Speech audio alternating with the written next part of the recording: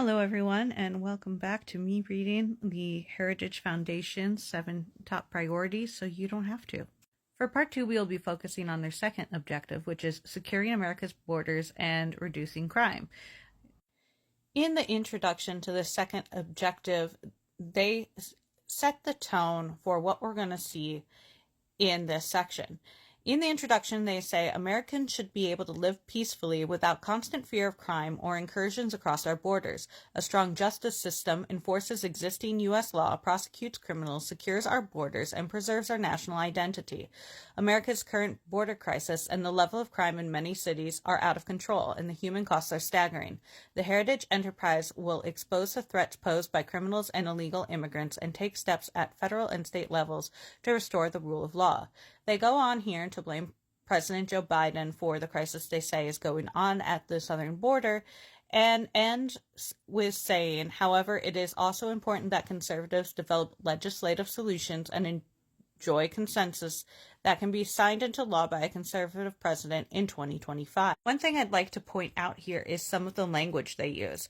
By framing it as an incursion across our borders, they set the stage to view illegal immigration as an act of war.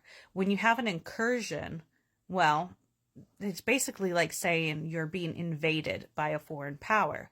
The other thing that I think is interesting to note is they say that it's a threat to our national identity, which is setting the stage for some of the other racist rhetoric that we're seeing, where certain people that are not of a certain skin tone are being viewed as a threat to national identity. And they go on to talk a little bit about their plan, but I will note that it's interesting how short this section actually is. Whereas in the last section, we saw several pages talking about how they intend to reform the education system. There's only 2 paragraphs in here that actually deal with the border. What they say they will do, however, in this document is still pretty terrifying. Of course, we have talk of a border wall. I don't think that is ever going away now that it's been thrown out there. And they also want to mandate the full implementation of the Remain in Mexico program, which they say ends the abuse of the parole authority to keep parolees here in the United States. But that really doesn't apply to most illegal immigrants. Most illegal immigrants are not on parole.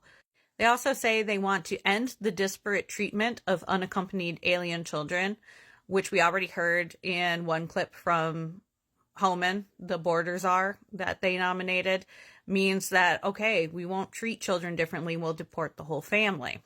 They don't outright say that here, but we have a lot of other evidence from other news stories that that might be what they mean by this.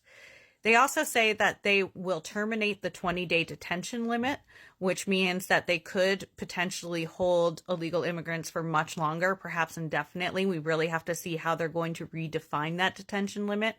And also that they want to raise asylum standards to prevent fraud. So if you come here and you say, hey, I can't return to my country, I am seeking political asylum, I'm going to be killed if I go back to my country. They think there's so many fraudulent cases of that they want to make it a lot stricter, a lot harder to come in as a refugee. They go on to say that amnesty programs such as the DREAM Act or phrases like comprehensive immigration reform encourages illegal immigration, which is absolutely not true. I don't think most illegal immigrants are sitting around the TV watching U.S. news. They usually have other things to worry about, like having enough water for their trip. They also want to increase the power of ICE agents to remove illegal immigrants.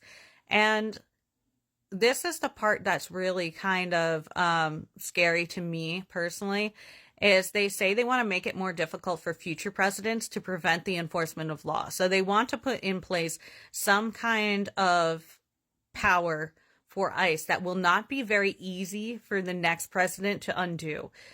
This obviously has staggering implications because we're talking about whatever policy is put in place by Trump to increase ICE's power. They're going to make it so that it is so hard to undo that it's almost a burden on future presidents.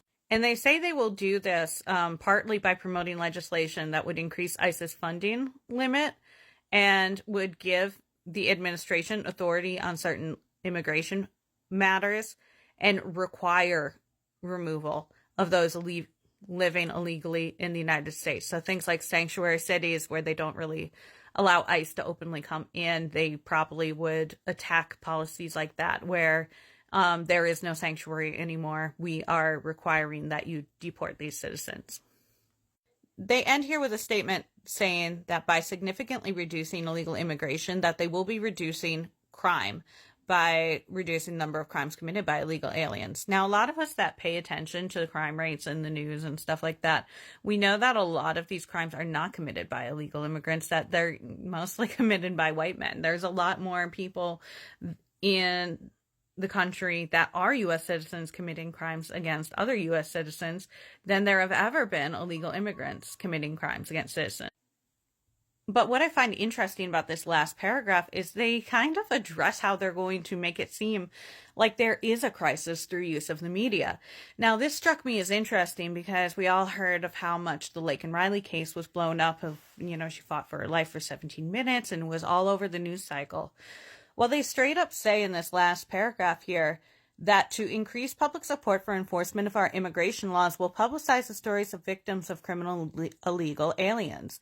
We will also work to pass legislation in several states to catalog and issue regular reports to the public and legislatures on numbers and types of crimes committed by illegal aliens in their jurisdictions. We will publicize the stories of victims to highlight the lack of justice that many of these victims and their families receive from rogue prosecutors. We will expose the link between rogue prosecutors and the current spike in crime in their jurisdictions. And once again, when I said there was a lot of talk about congressional hearings and these McCarthy-era style witch hunts to drag people in front of Congress and basically put them on trial on the national stage, they mention it here again. We will request congressional hearings to expose the damage these prosecutors are causing in their communities. So they also intend to go after those in the legal system that intend to oppose this.